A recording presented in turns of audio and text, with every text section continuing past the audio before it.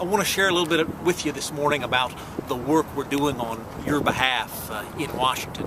You know, how many town hall meetings have you been to, or newspaper stories have you read where they've talked about spending in Washington, where a cut isn't really a cut, now where an increase isn't really an increase? That kind of doublespeak only happens in Washington, D.C. It doesn't happen around the family dinner table when we're talking about budgets. With your encouragement from the 7th District back home, I introduced language on Capitol Hill, H.R. 3578, that changes all of those arcane budget rules that lead to that misinformation, so that for the very first time we can have an honest conversation about whether we're spending more or whether we're spending less. Behind me is the Library of Congress, started by Thomas Jefferson. He knew knowledge was power.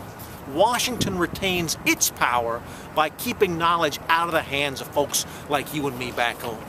H.R. 3578 will restore our knowledge about whether we're spending more or whether we're spending less. This bill was reported out of the Budget Committee yesterday with a favorable report and is now headed to the House floor. It's just one of the many things that we're doing day in and day out to try to rebuild your control of Washington, D.C., and I just thought you'd like to know. Thank you.